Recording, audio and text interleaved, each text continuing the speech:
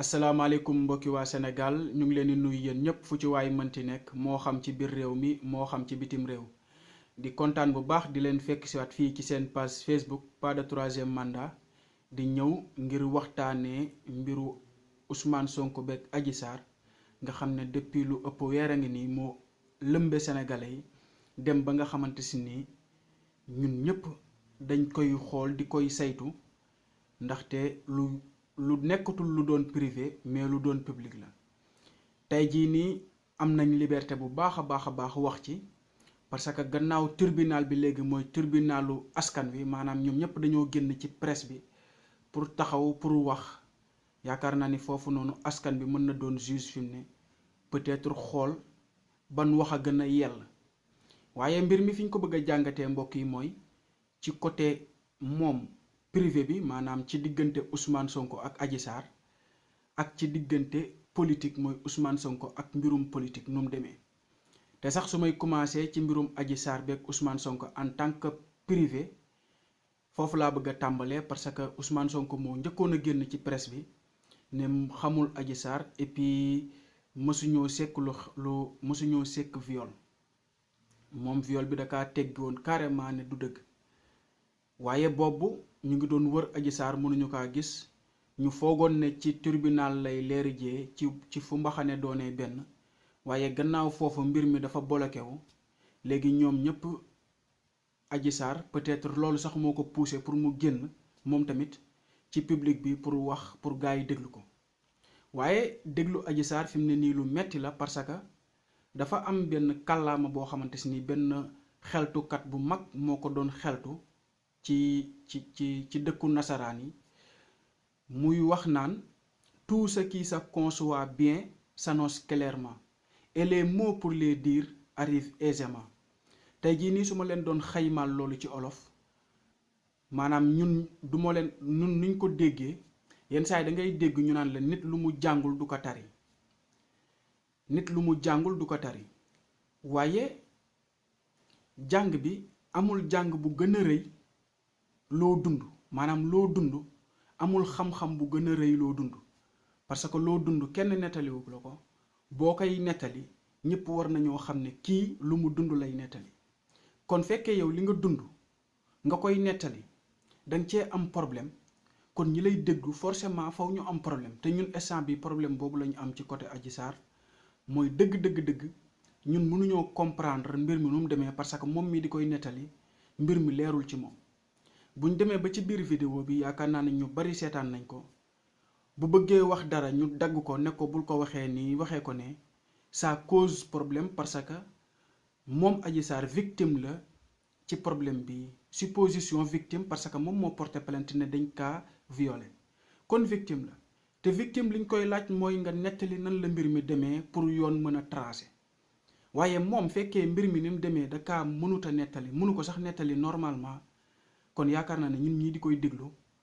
dañuy gën a am problème te gëm ko day gën a jafe ñu bari dinañ ma ne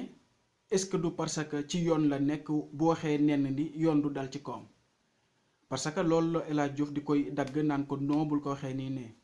mais instant bi affaire bi demeewul noonu Adji Sarr lépp lu mu mënti wax ci chaîne bi nu mu demee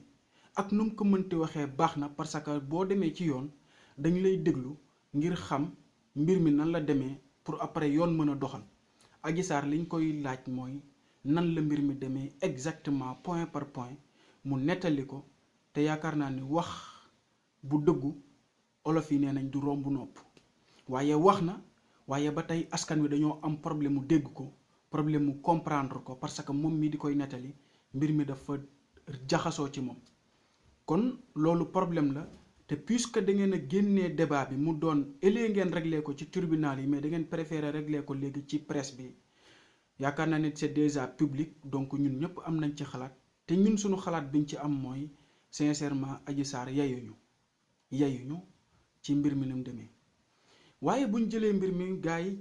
ci mbirum politique ñun génn Adji Sarr bi ci côté politique ku xalaat tuuti di nga xam ne nekkul surprise parce que mbir mi ni mu doonoon mooy jéem a bloqué Ousmane Sonko yóbbu ko ci justice pour justice tracée bu ko defee ñu faat ko ci politique waaye côté justice gannaaw léegi dafa xat te sax boo leen xoolee d'ailleurs Adji Sarr lu tax mënuñu ko woon gis mooy lépp dañ ko focaliser woon ci yoon bi bu ko defee Ousmane Sonko ñoom buñ demee ci yoon bu ko defee mu mën fa am ndam moo taxoon Adji Sarr boobu coow li bari mais kenn mënu kaa gis ñëpp di koy laajte kenn mënu kaa gis parce que dafa concentré woon ci yoon waaye dem nañ ba xam ne foofu am na blocage léegi beneen yoon bi des mooy génn publiquement waxe ko moo loolu lañ bëgg a kiiloo Adji Sarr li tax nag ñu def loolu mooy gannaaw dem nañ ci yoon bi jàllul dañoo bëgg a ñëw ci askan wi jéem a yàq deru Ousmane Sonko ne kii ngeen di foog ne ku sell la ku yiw la ndekete nii la mel parce que Adji Sarr moo ko wax ci boppam moo ne Ousmane Sonko tëdd na ak moom du benn du ñaar tëdd na ak moom lu bari yoon te sax bu demee ba taxaw waat ci kaamil ne tëdd na ak moom wala tëddut ak moom bu ko maanaam tëdd ak moom bu ko mënee waat ci kaamil boobu bu ko neexee génnee plainte bi wax jooju li tax mu intéressé ñu mooy tey dañoo xool journal Le Monde bu France ñu bind ci loolu dem ne Adji Sarr ki doon accusé Ousmane Sonko génn na ci maanaam mbir mi dafa doon non seulement nekkatul politique bu national mais c'est devenu même international parce que la France mu ngi ciy intéressé wu bu baax a baax te affaire bii ni mu demee mooy lépp lu ñu mën a def pour ternir yàq deru Ousmane Sonko dañ koy def ndax lan ndax jàpp nañ ni peut-être c'est un potentiel opposant potentiel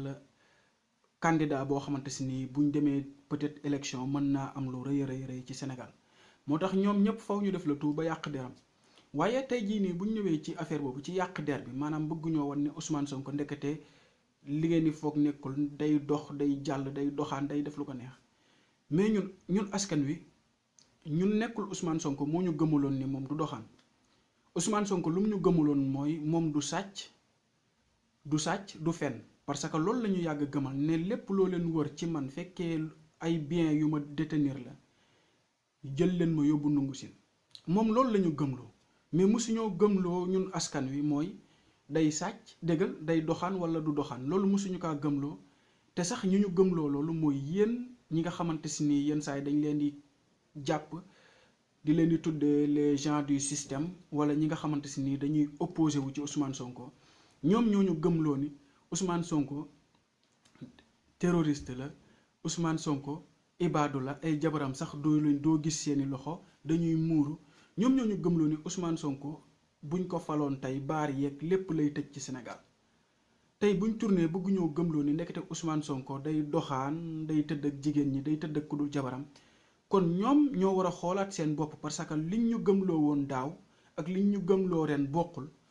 foofu noonu ñoom ñoo gën a am problème ci génn bi Adji Sarr génn di tuumaal Ousmane Sonko ci wàllu tëdd Ousmane Sonko askan wi